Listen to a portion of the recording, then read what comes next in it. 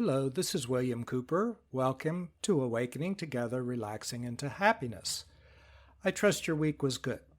In the last podcast, we started talking about India, but it's such an enormous subject that after 40 minutes, I just stopped, and now we're picking up where we left off.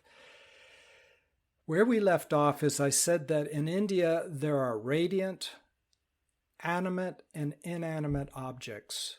It's so powerful. If somebody chants for maybe hundreds of years over an object, or let's say a million people come to visit and they chant or they pray or they meditate, and energy seems to build up and it becomes very strong and it resonates with that high energy. And if you're nearby, you start resonating with that energy too. So let me give you a story. I'll tell you some stories about India. So that first trip I went to India, my roommate at the ashram was from Holland, and I asked, and he'd been to India a bit, and I asked him, where should I go visit in India if I have a little time after this program? He said, go down to Pondicherry, which is in the south, and there's an ashram for Sri Aurobindo. Sri Aurobindo was a freedom fighter against the British, and then he became enlightened and gave up politics and just became a very powerful guru. And again, India is loaded with these people when you know where to look and who to ask.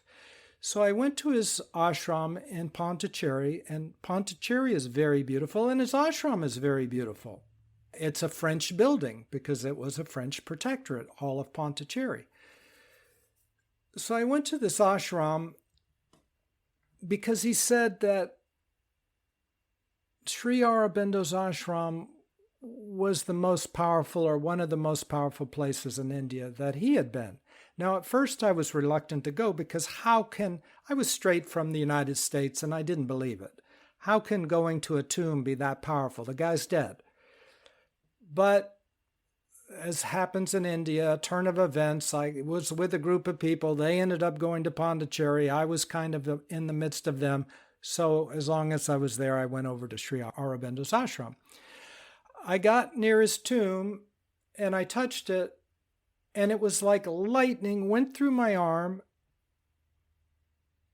I almost fainted. I'm not saying I fainted, but it took the wind out of me, let's say that. And I just sat down for hours. And every so often when it would die down just a bit, I would just touch the tomb and I would get another burst of lightning. And really, I stayed there for hours and hours and hours, just soaking it up and expanding and letting my nervous system be healed by it and soak it up and open and open and open and open and letting stuff go that had been blocking me. Just in the presence of this tomb.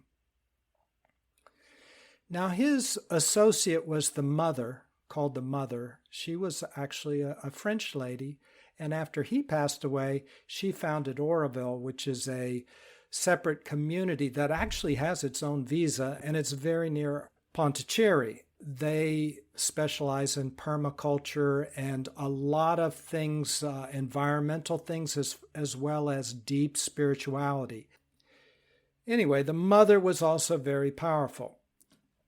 So as I sat by the tomb, I saw occasionally somebody going down a little path, and I thought, I'll just go down this little path. So I came up to a gate, and it had a sign, do not enter. So as you often do in India, and I'm not condoning it, but it's just the way it is, you just ignore the sign and go in. So I went in, and I just followed the path, and I came to a sofa, and it was where the mother used to be. And oh my goodness, so powerful. You know, it was like the universe was strobing in and out and in and out, and so profound. So India's like that. These are inanimate objects that just are radiating presence. Later, fast forward, My brother-in-law and sister and nephew came to India with me after our trip to Bhutan. I was showing him around India, and I was going down south, my favorite place called Tiruvannamalai. We'll talk about that later. But we went out to the next village over called Adianamalai, and there was a Ganesh. That's the quote-unquote god that looks like an elephant head, and he removes obstacles.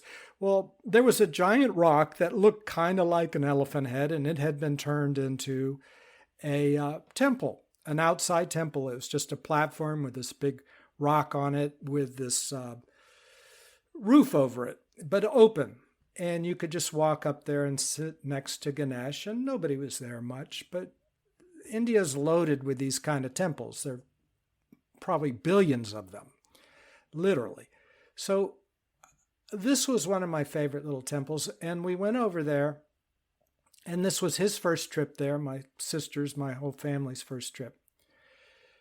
So I showed them just sightseeing, and we went by the temple, that little rock, and we stopped for a few minutes. There was some nice shade trees over it, and he went up there, and this was all very new to him, and he touched it,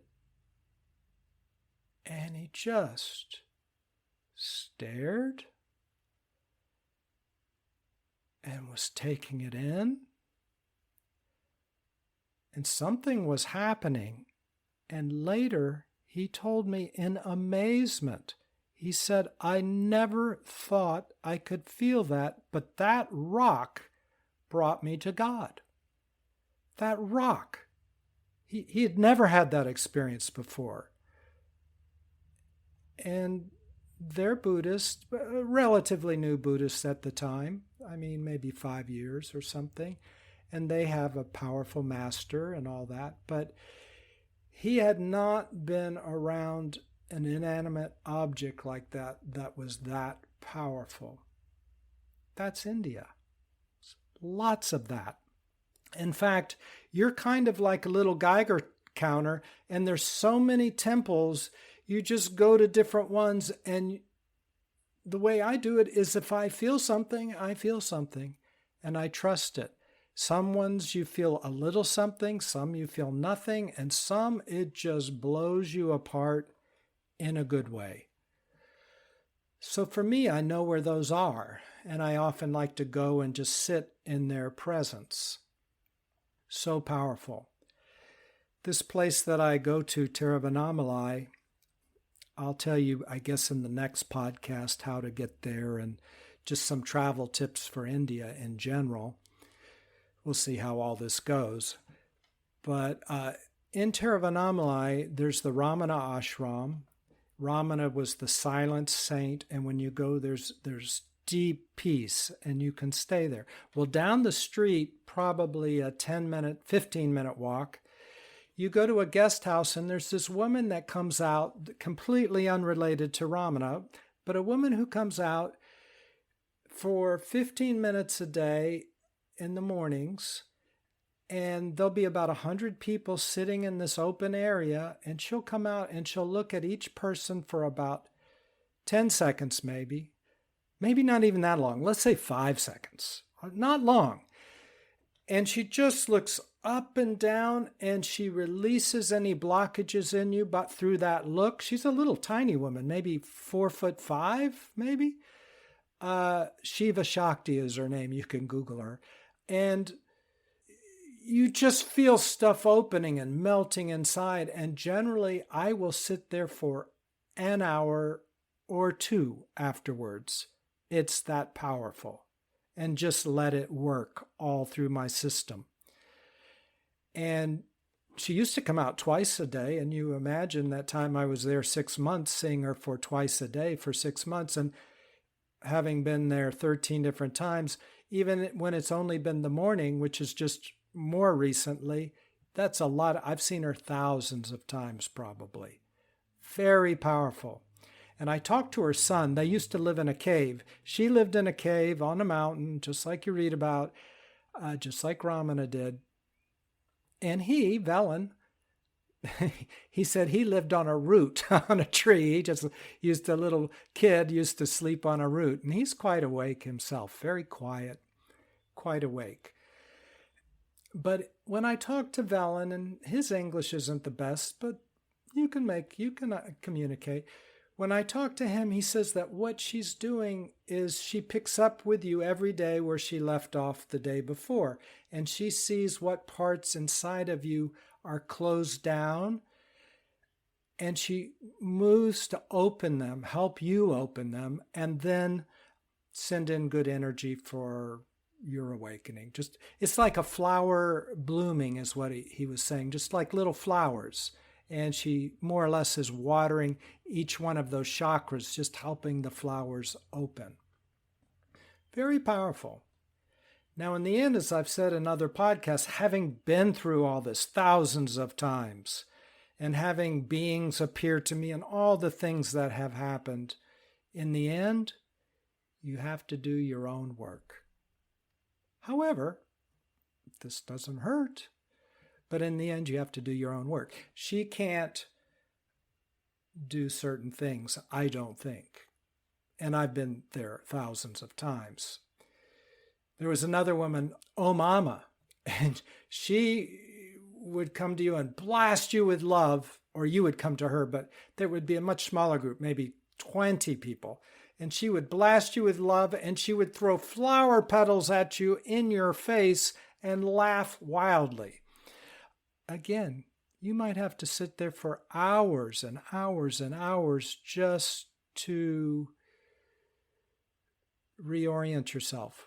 So powerful. So this is in one town, Tiruvannamalai. And also in Tiruvannamalai, I remember seeing a Sikh master because I couldn't release stuff. It was caught in my stomach and I had big blocks and I couldn't release them. And I heard he could do it. So I went to see him. And he didn't speak English at all. And I told him what I wanted, and somehow he got the message. And he just had me sit next to him as he was the guru of a big community, and people came from far and wide to talk to him, other Sikhs or Jains. I'm a little confused, but I think he was Jain, actually. And they would come to him, and I would just sit on the floor next to him. And that was good enough. And he just said, even though I didn't know what was going on, that was actually a good thing. You know, my mind didn't get in the way. And I would just be in his presence, his energy field. I mentioned to you in another podcast that miracles happen around awakened people when clear energy flows through you. Because awakened people are no different than you or me. It's just that they've let a lot of their stuff go. They're not captured by their thoughts and emotions. They're no longer addicted to them like we are. They've let them burn away. And even if they do have them, they've let go of the addiction. So it's just simply they're having an emotion, they're having a thought. They don't get all wound up and lost in it. For that reason, the infinite flows through them very clearly, and that pure energy makes good things happen. So when you're sitting around one of these people, they don't even know how good things happen. They just know they do happen. And I don't think he knew how things happened. He looked a little puzzled when I said what I wanted him to do. I said, heal my stomach. And he just looked puzzled. He was like in broken English, almost like, well, how do you want me to do that? I said, well, you can do it. And he said, okay, just sit here. And then after the people left, he lay down on a cot, and he had me lie down on a bamboo kind of mat next to him for quite some time. And then they fed me dinner, and he ate with me. And this is how open-hearted India is. There was no charge for this, no asking for nothing. I just went and knocked on the door. Hi, are you Swami so-and-so? I've heard you can heal me. And now what does he do with this Westerner? So I sit there. And I was related to that community. They would invite me to different activities. They gave me a high honor one time. I didn't know it was a high honor because I'm a Westerner. I had a motorbike, and they said I could go help feed poor people. and help buy food. And I was suspicious. Am I being used? They just want to use me for later, years later, I'm ashamed to say it's the highest honor you can have. Uh, that's how messed up, I was and sometimes am. Because my vantage point is completely different. Like, yes, don't you want to help people? Of course you do. But in the West, I'm more trained me, me, me. People are going to use me. They're going to take advantage of me.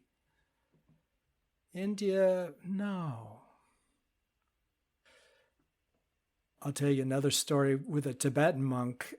This wasn't in India. This was actually in Austin, but it goes along with what we're talking about. If you listen to the thing where I alluded to Archangel Michael stopped by and Jesus, and well, right before all that, in between Archangel and Jesus, there was a 3-week gap. Well, quote unquote, coincidentally, a Buddhist monk from Tibet showed up and he needed a place to stay. And he was in a group and there just wasn't enough housing for all 30 of them or so. So I said, sure, you can stay with me. And he stayed in that meditation room that was being set up like Archangel Michael had told me to set it up. The monk got in there and he set up the temple and he altered and he tweaked things and he got it just perfect. And he stayed there. What a blessing. Anyway, we were downstairs on one of the days he stayed with me. And I didn't know, he didn't speak English and I didn't speak Tibetan.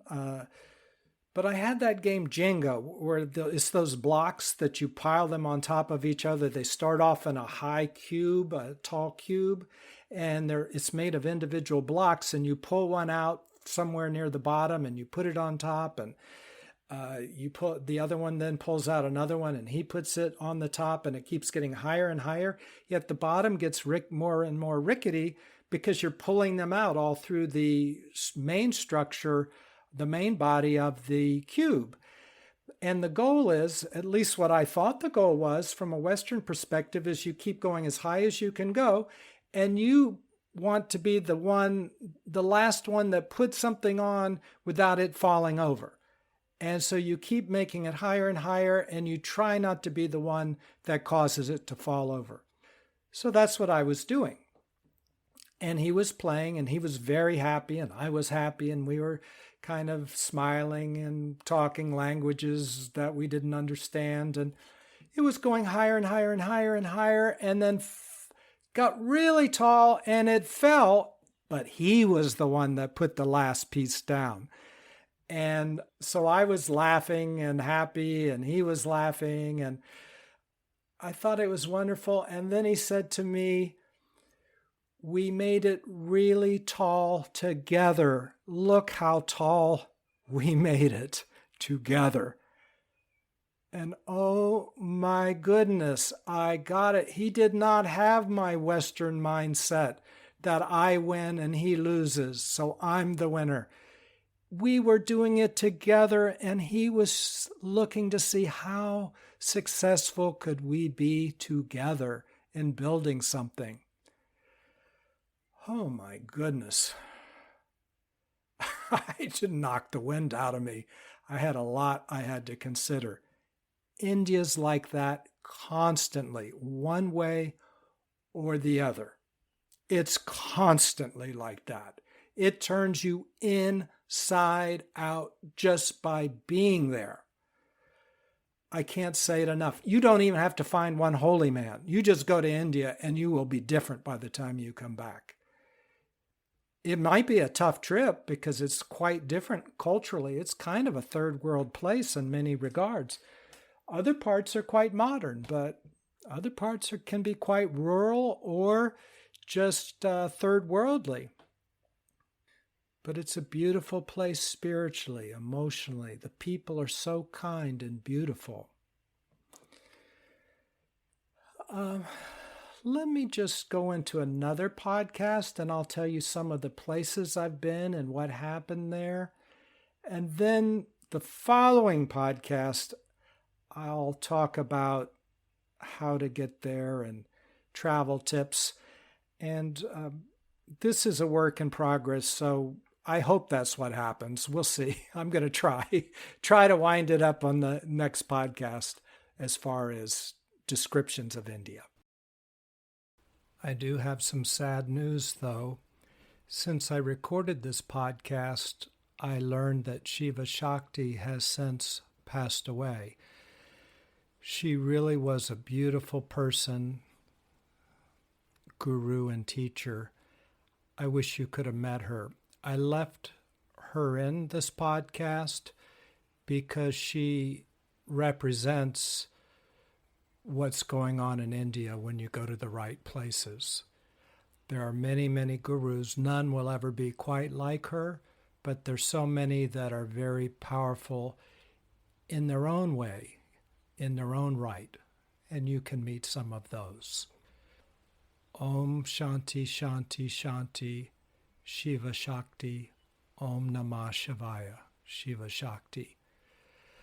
Okay, I trust you'll have a good week, and I look forward to talking to you next time. Take care. Hello, this is William. If you've enjoyed this podcast, please consider sharing it with somebody else. Send them a link. Thanks so much.